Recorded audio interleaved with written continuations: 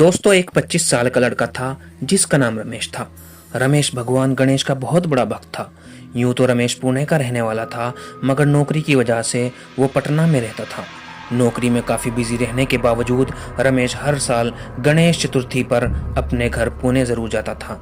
इस साल भी रमेश गणेश चतुर्थी से 2 दिन पहले छुट्टी लेकर अपने घर जाने लगा, मगर तभी ऑफिस से उसके बॉस का फोन आ गया कि वो जिस प्रोजेक्ट पर काम कर रहा था वो प्रोजेक्ट रिजेक्ट हो गया और रमेश को अगले 3 दिन के अंदर अंदर एक नया प्रोजेक्ट बनाकर तैयार करना था। रमेश मायूस हो गया क्योंकि एक तो उसका प्रोजेक्ट रिजेक्ट हो गया और फिर अब वो उसकी वजह से गणेश चतुर्थी अपने घर पर नहीं मना पाएगा। रमेश अपने मन को मारकर फिर से अपने काम पर लग गया। गणेश पूजा वाले दिन रमेश अपने ऑफिस से निकलने में काफ़ी लेट हो गया था, मगर उसका बहुत मन था कि वो किसी मंदिर में जाकर गणेश जी की पूजा करे। इसलिए उसने डिसाइड किया कि वो अपने ऑफिस के पास वाले मंदिर ही चला जाएगा, मगर उस मंदिर में बहुत भीड़ थी और रमेश बहुत थक गया था। इसलिए उसने सोचा कि रास्ते में जो भी मंदिर आएगा वो उसमें पूजा कर लेगा। रमेश बहुत देर तक गाड़ी चलाता रहा, मगर उसके घर के रास्ते में कोई मंदिर नहीं आया। तो उसने अपने पास आने वाले मंदिर गूगल मैप पर ढूंढे और उसे थोड़ी दूर पर ही एक मंदिर की लोकेशन मिल गई। वो मैप को फॉलो करता हुआ उस मंदिर की तरफ बढ़ने लगा। वो रास्ता रमेश के घर से बिल्कुल अपोजिट था और आसपास बहुत अंधेरा था।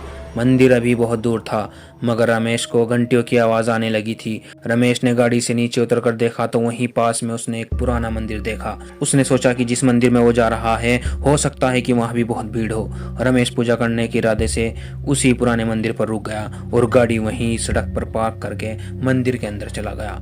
वो मंदिर बहुत पुराना था, लगभग खंडर सा हो गया था। टूटी हुई दीवारों पर काली काली काई लगी हुई थी और घंटी भी टूटी हुई नीचे गिरी पड़ी थी। रमेश जैसे ही मंदिर के अंदर गया उसे वहां अजीब सी घुटन महसूस होने लगी। जब वो अंदर गया तो उसने देखा कि उस मंदिर में जिस भी भगवान की मूर्ति थी उन सभी मूर्तियों की गर्दन टूटी हुई थी। यूं तो हिंदू धर्म में खंडित मूर्तियों की पूजा नहीं की जाती, मगर उस मंदिर में सभी मूर्तियों के आगे ढेर सारी मोमबत्तियां जल रही थी। लेकिन उस मंदिर में दूर दूर तक रमेश के अलावा कोई नहीं था। रमेश को घबराहट होने लगी थी। धीरे धीरे वहां ठंड बढ़ने लगी, जबकि मौसम गर्मियों का था। रमेश तुरंत वहां से निकलने लगा। तभी उसे एक औरत की आवाज आई जो बहुत ही दर्दनाक आवाज में बोल रही थी कि मेरी मदद करो। रमेश बहुत डर गया, मगर फिर भी उसने सोचा कि शायद सच में कोई मुसीबत में हो। आवाज मंदिर की सबसे अंदर वाली जगह से आ रही थी।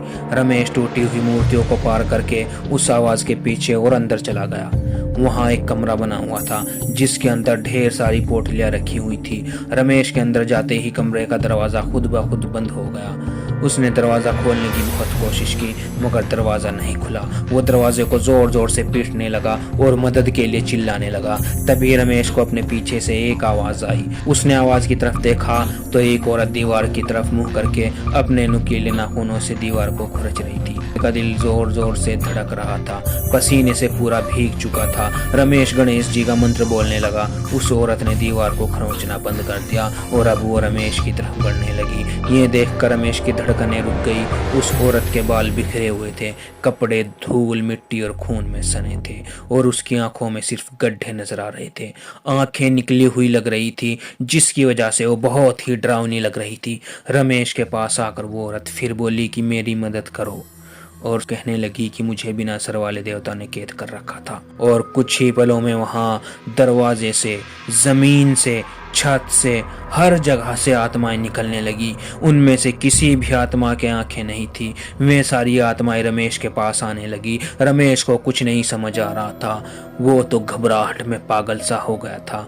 उन आत्माओं ने रमेश को घेर लिया। रमेश ने कांपते हुए अपनी आंखें बंद कर ली और बार बार गणपति का नाम लेने लगा। उसे अचानक बहुत तेज ठंड लगने लगी और चक्कर आने लगे। कुछ ही पलों में रमेश बेहोश हो गया। कुछ देर बाद रमेश होश में आया तो वो अपनी गाड़ी में बैठा हुआ था। उसकी गाड़ी मंदिर के बाहर ही पार्क थी। रमेश ने तुरंत अपनी गाड़ी भगाई और किसी तरह अपने घर पहुंचा।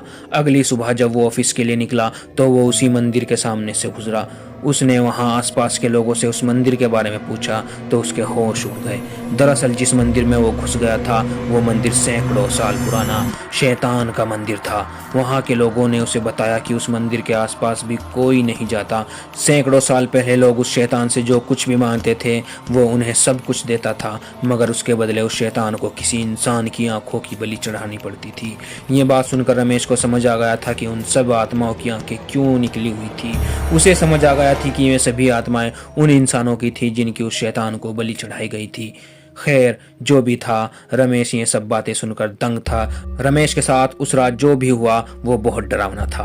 उसे आज तक समझ नहीं आया कि वो अपनी गाड़ी तक कैसे पहुंचा। वो आज भी बस यही सोचता है कि उसका उस मंदिर से वापस आना गणपति का आशीर्वाद था। दोस्तों, अगर आपको ये कहानी पसंद आई है तो वीडियो को लाइक कीजिए, हमारे चैनल को सब्सक्राइब कीजिए और आने वाली नई कहानियों की नोटिफिकेशन पाने के लिए बेल आइकन को दबाइए।